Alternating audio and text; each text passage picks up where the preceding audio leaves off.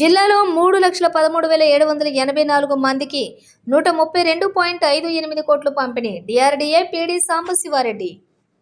నెల్లూరు జిల్లాలో ఆగస్టు 1వ తేదీన 3,13,784 మంది పలు రకాల పింఛన్ లబ్ధిదారులకు చెల్లించేందుకు 132.58 కోట్లను ప్రభుత్వం కేటాయించినట్లు డిఆర్డీఏ ప్రాజెక్టు డైరెక్టర్ సాంబశివారెడ్డి తెలిపారు.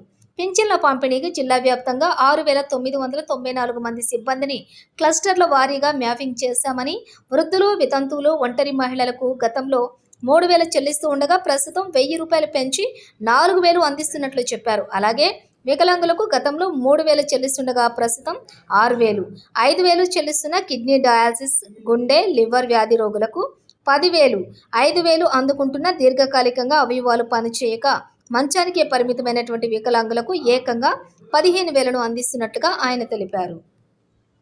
సుమారుగా 1,68,327 మంది వృద్ధులు, 7,04,062 మంది వితంతువులు, 3,03,040 మంది వికలాంగులు, సుమారుగా 865 వరకు దీర్ఘకాలికంగా మంచానికే పరిమితమైన వికలాంగులకు పెంచిన పింఛన్ల పెంపు వల్ల ప్రయోజనం చేకూరిందని పీడీ చెప్పారు.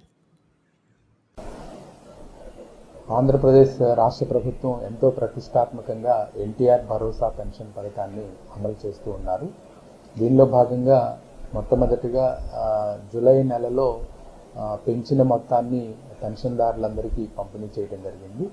అదేవిధంగా ఆగస్టు నెల 1వ తారీఖున, 2వ తారీఖున జూలై నెలకు సంబంధించిన పెన్షన్ మొత్తాన్ని ఇంటింటికి వెళ్ళి ప్రభుత్వ అధికారుల ద్వారా పంపిణీ చేసే కార్యక్రమానికి అన్ని ఏర్పాట్లు చేస్తున్నాము. జూలై నెలకు సంబంధించి సుమారుగా 3,11,535 పెన్షన్లు మన జిల్లాకి మంజూరు కావటం జరిగింది. దీనికి సంబంధించి 131,68 లక్షల బడ్జెట్ను కూడా కేటాయించడం జరిగింది. ఈ పెన్షన్ యొక్క మొత్తాన్ని జూలై 31వ తారీఖున సచివాలయ అకౌంట్స్ నుంచి సచివాలయ సిబ్బంది ద్వారా బ్యాంకుల నుండి విత్డ్రా చేసి 1వ తారీఖు ఉదయాన్నే 6 గంటలకి పెన్షన్ పంపిణీ కార్యక్రమాన్ని ప్రారంభించడానికి అన్ని ఏర్పాట్లు చేయడం జరిగింది.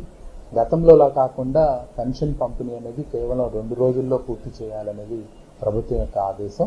1వ తారీఖు, 2వ తారీఖున ఈ 100% పెన్షన్దారులందరికీ పెన్షన్ పంపిణీ చేయడానికి అన్ని ఏర్పాట్లు చేశాము.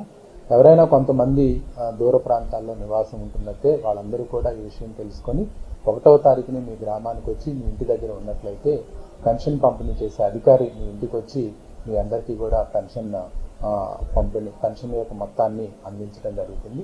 సో ఈ నెలలో మనం జూలై నెలకు సంబంధించి పెంచిన మొత్తం ఏదైతే ఉందో 3,000 రూపాయల నుంచి 4,000 రూపాయలకు పెంచడం జరిగిందో ఆ 4,000 రూపాయలు వారికి అందచేయడం జరుగుతుంది. దివ్యాంగులకైతే 6,000 రూపాయలు వాళ్ళకి అందచేయడం జరుగుతుంది.